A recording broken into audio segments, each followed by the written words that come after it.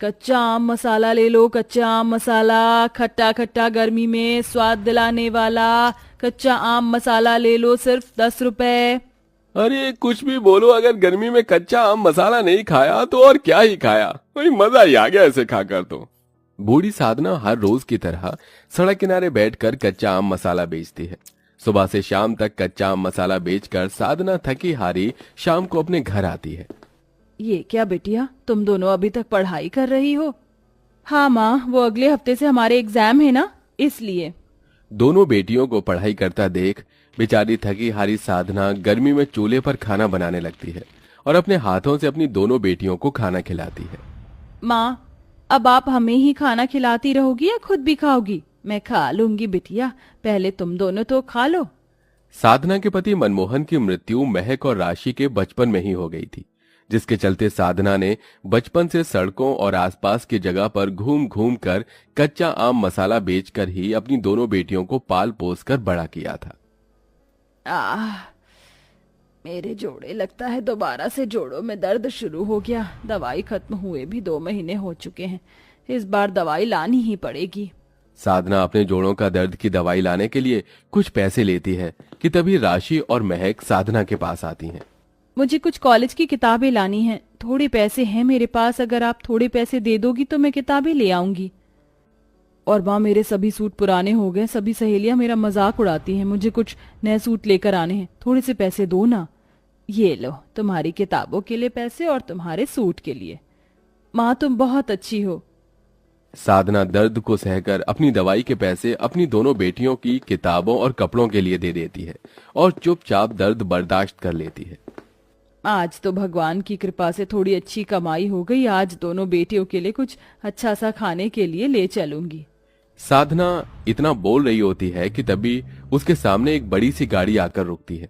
उस गाड़ी में से एक नीरज नाम का लड़का निकलता है और उस लड़के के साथ कोई और नहीं बल्कि साधना की बड़ी बेटी राशि होती है। अपने सामने अपनी माँ और बेटी को देख दोनों ही काफी हैरान हो जाती हैं। राशि बेटा, तू इस लड़के के साथ क्या कर रही है? तू तो कॉलेज गई थी ना, कौन है ये लड़का? माँ, इसका नाम नीरज है, मैं और नीरज एक दूसरे से बहुत प्यार करते हैं। मैं आपको इसके बारे में बताने ही वाली थी, लेकिन आज खुद ही आपको पता चल गया। माँ, हम दोनों एक दूसरे से शादी करना चाहते हैं। आंटी, आप बिल्कुल फिक्र मत करना, मैं राशि का बहुत अच्छे से ध्यान रखूंगा, उसे किसी भी चीज की कोई कमी नहीं होने दूंगा।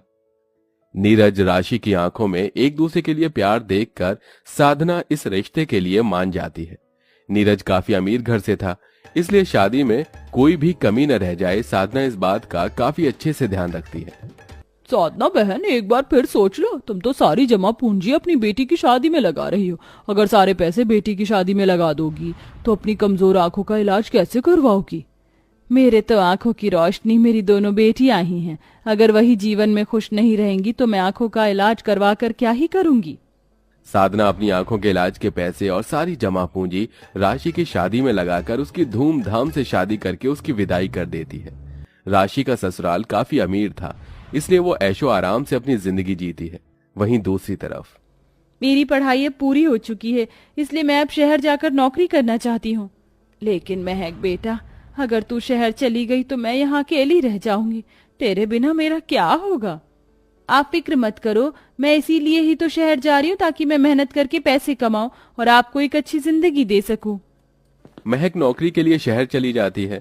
वहीं बेचारी बूढ़ी साधना अकेले रह जाती है और अपना गुजारा चलाने के लिए कच्चा आम मसाला बेचती है। कुछ दिनों तक तो महक और राशि अपनी बूढ़ी माँ को कॉल करके उससे उसका हालचाल पूछा करती थी, लेकिन अब कुछ वक्त से दोनों बेटियों के कॉल आने साधना को बंद हो जाते हैं। साधना, तुम इतनी बीमार हो और तुम्हारी दोनों बेटियां हैं कि आने का नाम नहीं ले रही हैं। लगता है वो दोनों तुम्हें भूल गई हैं। नहीं विमला बहन, ऐसा नहीं है। राशि का तो तुम्हें पता है, शादी के बाद उस पर कितनी जिम्मेदारी आ गई होगी, और महक तो नौकरी की वजह से मुझसे मिलने नहीं आ पाती है। लेकिन तुम देखना, जल्दी ही मेरी दोनों बेटियां मुझसे मिलने के लिए आएंगी। साधना बीमार हालात में अपनी दोनों बेटियों के आने की राह देखती है। वहीं उसकी दोनों बेटियां तो अब ऐशो आराम से अपनी जिंदगी जीती हैं। शादी के बाद राशि हर दिन पार्टी, क्लब, शॉपिंग करना, नई जगह पर घूमना और महक जॉब के साथ साथ एक अच्छी लाइफस्टाइल जीती हैं। और इसी बीच दोनों ही अब अमीर बेटियां अपनी बूढ़ी और गरीब माँ को भूलने लगती हैं। महक बेटा, तू कब शहर से वापस आएगी? तेरी बहुत याद आती है। मुझे टाइम ही कितना हुआ है, आ जाऊंगी। और कितनी बार कहा है आपसे कि इस वक्त मुझे कॉल मत किया कीजिए, पता है ना कि मैं जॉब पर रहती हूँ। अब कॉल रखिए आप। इतना बोलकर महक कॉल कट कर देती है। महक का जवाब सुनकर साधना को बुरा तो लगता है, लेकिन वो अब अपनी बड़ी बेटी राशि को कॉल करती है। हाँ बोलो माँ, क्या हुआ? राशि बेटा, महक तो काम की वजह से मुझसे मिलने नहीं आ रही है, लेकिन कम से कम तू तो आ जा। पता है 2 हफ्ते से कितनी बीमार हूँ, तो दवाई लेकर खा लो ना। अब हर छोटी छोटी बात के लिए मुझे कॉल करना जरूरी है। अपनी दोनों बेटियों के ऐसे जवाब को सुनकर साधना अंदर ही अंदर बहुत दुखी होती है और आंखों में आंसू लिए अपनी छोटी सी कुटिया में चली जाती है और हमेशा की तरह 2 वक्त की रोटी खाने के लिए कच्चा आम मसाला बेचने के लिए निकल जाती है। कच्चा आम मसाला ले लो, कच्चा आम मसाला। अरे भाई साहब, कच्चा आम मसाला ले लीजिए, बहुत ही मजेदार और स्वादिष्ट है। अरे अम्मा, आप ऐसी हालत में और इस उम्र में इतनी धूप में ये सब काम क्यों कर रही हैं? क्या आपके घर में आपके बच्चे नहीं है ना? अरे बच्चों के रहते हुए भी आपको ये सब करना पड़ रहा है। मुझे तो आपकी हालत पर तरस आ रहा है अम्मा। कस्टमर की बात सुन साधना को वो पल याद आने लगते हैं जब वो कड़ी धूप में मेहनत करके अपनी दोनों बेटियों का पेट पालती थी, उन्हें पढ़ाती थी और उन्हें कभी किसी चीज की कोई कमी नहीं होने देती थी। यार, गर्मी में ये ड्रिंक पीकर तो मजा ही आ गया। Neeraj, I am so happy कि आप मुझे इस गर्मी में घुमाने के लिए इन वादियों में ले आए। जहां साधना की दोनों अमीर बेटियां ऐशो आराम से अपनी जिंदगी जीती हैं, वहीं साधना। ये जोड़ों का दर्द तो फिर से बढ़ गया। और ये क्या, मुझे तो अब कुछ ठीक से दिखाई भी नहीं दे रहा है। लगता है आंखें पहले से भी ज्यादा कमजोर हो गई हैं। साधना अपने जोड़ों का दर्द संभालते हुए जैसे ही खाना बनाने के लिए चूल्हे के पास आती है तो अचानक सामने रखे बर्तन से टकराकर गिर जाती है, जिससे उसके घुटने पर बहुत चोट आ जाती है। हे भगवान, ऐसे दर्द देने से अच्छा है कि तू मुझे अपने पास बुला ले। पहले तूने मेरी दोनों बेटियों को मुझसे अलग कर दिया और अब ऐसे तड़पा रहा है। ऐसे ही समय गुजरता रहता है और अब धीरे धीरे साधना की तबीयत पहले से और ज्यादा खराब हो जाती है। लगता है चक्कर आने वाले। हे भगवान, क्या करूं? सर घूम रहा है बहुत तेज। साधना रोज की तरह कड़ी धूप में कच्चा आम मसाला बेच रही होती है कि तभी उसे अचानक चक्कर आ जाते हैं, जिसे देख सभी लोग उस पर पानी के छींटे डालकर उसे होश में लाते हैं। अरे अम्मा, आप ठीक तो हैं? ये लीजिए, पानी पीजिए। सभी लोग साधना को पानी पिलाकर उसके घर तक उसे छोड़ देते हैं। साधना की दिन पर दिन बिगड़ रही हालत को देखकर विमला को साधना के लिए काफी बुरा लगता है, लेकिन वो चाहकर भी कुछ नहीं कर पाती। ऐसे ही काफी वक्त गुजर जाता है। अच्छा हुआ आज हमने मिलने का प्लान बना लिया, वरना शादी के बाद तो तुमसे मिलना ही नहीं हो पा रहा था। वो तो है, चलो कुछ खाते हैं, मुझे तो बहुत भूख लग रही है। दोनों बहनें एक बड़े से 5 स्टार होटल में जाकर खाना खाती हैं और काफी सारी शॉपिंग भी करती हैं, जिसके बाद दोनों कार में बैठकर निकल जाती हैं। तभी अचानक रास्ते में राशि को विमला दिखाई देती है, जो उसकी माँ की जगह बैठकर कच्चा आम मसाला बेच रही होती है। ये तो विमला काकी है ना, लेकिन ये यहाँ क्या कर रही हैं? और माँ कहाँ है? दोनों बहनें जल्दी से एक कार से उतरती हैं और विमला के पास जाती हैं। अरे विमला काकी, आप यहाँ? आप माँ की जगह कच्चा आम मसाला क्यों बेच रही हैं? और माँ कहाँ है? बस अपनी मौत का इंतजार कर रही है। काकी, आप कैसी बातें कर रही हो और आप इतने गुस्से में क्यों हो?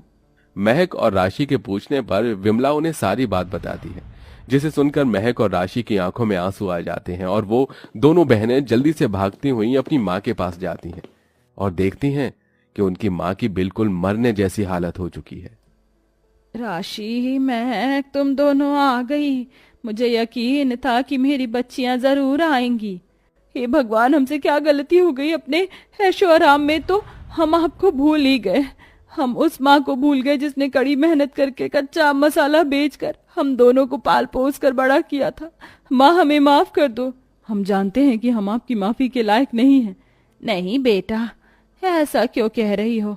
भला एक माँ भी क्या अपनी बेटियों से गुस्सा हो सकती है? तुम दोनों आ गई, बस यही मेरे लिए काफी है।